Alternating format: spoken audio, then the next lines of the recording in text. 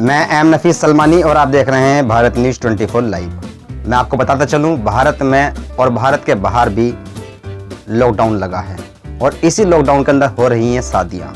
पहले आलिम और सामाजिक लोग अपील करते थे कि दहेज ना दें, शादी के अंदर कम खर्च करें, फालतू फिजूल खर्च से बचें। कोई असर नहीं होता था। मैं भी कभी इस मुहिम में लगा था और कहता था मैं कि चलिए शादियों में ज़्यादा खर्च ना करें, गरीब की बेटी है, वो कई सारी बातें ऐसी सोचती है कि भाई मालदार की बेटी होती तो ज़्यादा फ़ायदे में रहती, या मेरी शादी गरीब घर में हो रही है। लड़के वाले ऐसे सोचते थे और लड़का ऐसा सोचता था कि कम दहेज मिल रहा है। कुल मिलाकर यही कहा जाता था कि भाई कम से कम खर्च में शादी करें। पर इस लॉकडाउन के अंदर अनगिनत शादियाँ ऐसी हुई जिसमें ये कहा जा सकता है कि ना तो बैंड, ना बारात, और ना ही बड़े बड़े खाने, ना बड़े बड़े इंतजामात, ना टेंट, ना हाउस, और ना ही लंबे चौड़े खानदानी रिश्तेदार। कहीं से कहीं तक कोई रस्म और रिवाज ऐसा देखने को नहीं मिल रहा, चाहे उसमें कोई सा भी धर्म या कोई भी समाज ले लो आप। शादियां सबकी हुई। अब रिकॉर्ड ये बना कि 4 आदमी आएंगे या 2 जाएंगे। बाराती बाइक पे जो दूल्हा है वो बाइक पे बैठ के जाएगा या साइकिल से जाएगा या पैदल जाएगा।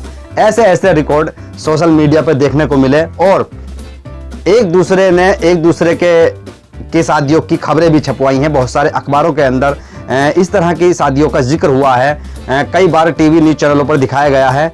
ऐसा ही हम दिखाना चाहते हैं आपको, जो कि एक शादी आज ही एक तरह से हुई है और निकाह हुआ है बिल्कुल 10 आदमियों को लेकर, और लॉकडाउन का पूरा पालन करते हुए इन लोगों ने एक निकाह को अंजाम दिया और लड़की विदा हुई अपने ससुराल को। बहरहाल कहने का मकसद यह है कि इस तरह की शादियां आगे भी हो सकती हैं। जो कहा जाता है कि भाई फिजूल खर्च से बचें और जितना भी जो शादियों में पैसा लगाते हैं वो लड़के के कारोबार में, लड़की की अच्छी परवरिश में लगा दें, जिससे कि भाई दोनों का जीवन यापन सही गुजर सके। पर ऐसा नहीं होता था।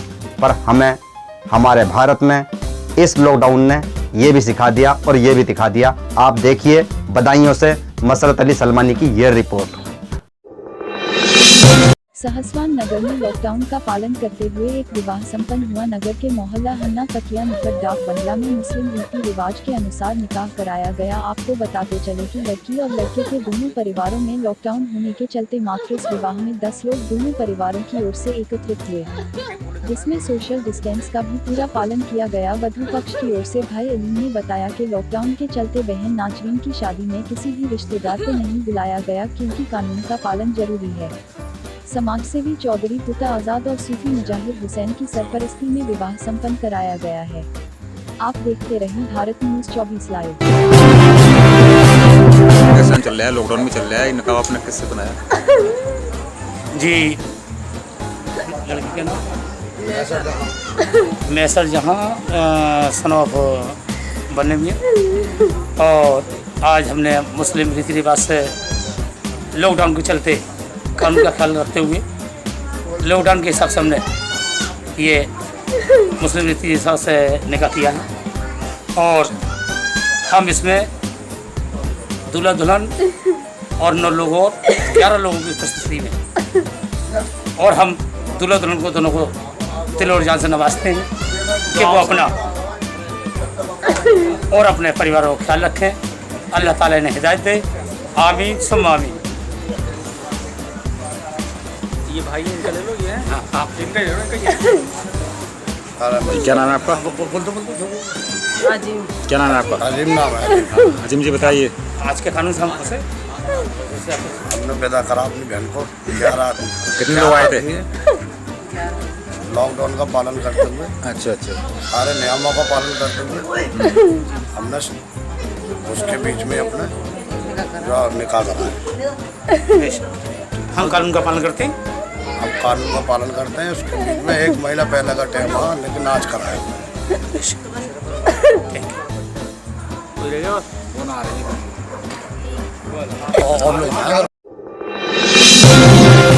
खबर को दिखाने का जो मकसद था वो यही था कि कम से कम वो लोग सीख हासिल कर लें जो बेवजह फिजूल के खर्च करते हैं शादियों के अंदर, नहीं सोचते कि क्या भविष्य होगा। हमारे देश के अंदर 80% जो माहौल है वो गाँवों का है। हर जिला बदल होते ही भाषा बदल जाती है, तो अनगिनत ऐसे शब्द भी सुनने को मिल जाएंगे कि भाई कोई फ़ायदा नहीं फिजूल खर्च करने का, या लोग आएंगे खाना खाएंगे चले जाएंगे। ऐसी बहुत सी कहावतें, बहुत सी बातें सुनने को मिल जाएंगी, और फिर भी हम अमल नहीं कर पा रहे थे मैं ये कहूँगा, और अब लॉकडाउन में अमल कर रहे हैं। अब देखना यह है कि क्या बाद लॉकडाउन के भी ऐसी शादियाँ होती रहेंगी। देखना यह है कि जितने भी सामाजिक संगठन हैं वो बाद में सक्रिय हो जाएंगे, या इनको एक तरह से भूल जाएंगे और ये सोच लेंगे वो एक लॉकडाउन में हुआ शादी का एक हादसा था, अब चलिए बाद में वलीमा करते हैं, बाद में रिसेप्शन करते हैं, बड़ी पार्टी देते हैं। कहीं ऐसे तो खर्च नहीं दोबारा हो जाएंगे। बहरहाल हमारे चैनल के माध्यम से ये खबर चलाने का मकसद यही था कि कम से कम वो लोग सीख हासिल कर लें जो चाहते हैं शिक्षा हासिल कर रहे हैं। लोग और उनके पड़ोसी खुद तो नहीं चाहते हैं पर दूसरों से कहना चाहते हैं, तो कम से कम यहाँ आके ये बात साबित हो जाती है कि कम खर्च की शादियाँ बहुत सारे फ़ायदे देके जाएंगी। जैसे कि आपके देश का स्वास्थ्य सेक्टर बढ़ जाएगा, शिक्षा बढ़ जाएगी, एक तरह से जो कानूनी दांव-पेच एक आम नागरिक को मालूम होने चाहिए संविधान के तहत, वो मालूम हो जाएंगे, क्योंकि लोग पढ़ेंगे और आगे बढ़ेंगे। इसी तरह कारोबार मजबूत भी हो जाएंगे। तो खबर को हमने सिर्फ इसी नज़र से दिखाया है। मैं एम नफीस सलमानी और आप देख रहे थे भारत न्यूज़ 24 लाइव।